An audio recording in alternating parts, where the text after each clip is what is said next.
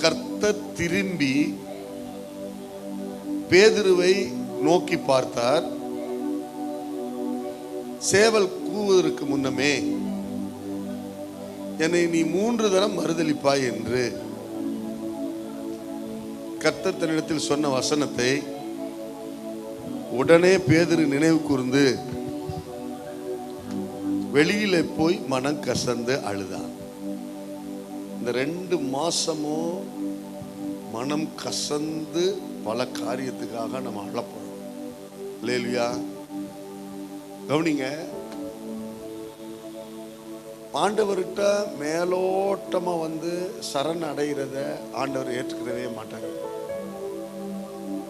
வந்தா எல்லாமே எதுல இருந்து வரணும் சொல்லுங்க? இருதயத்துல இருந்து வரணும். நீங்க ஜெபத்துல போய் பாவரிக்கை செய்யும் போது கூட மேலோட்டமா பாவரிக்கை செஞ்சிடாதீங்க. நீங்க அமைதியா வாயில கூட பேச வேண்டாம். நீங்க அதை நினைச்சு ஒரு சொட்டு கண்ணீர் வந்துருச்சுன்னா நீங்க சக்சஸ்.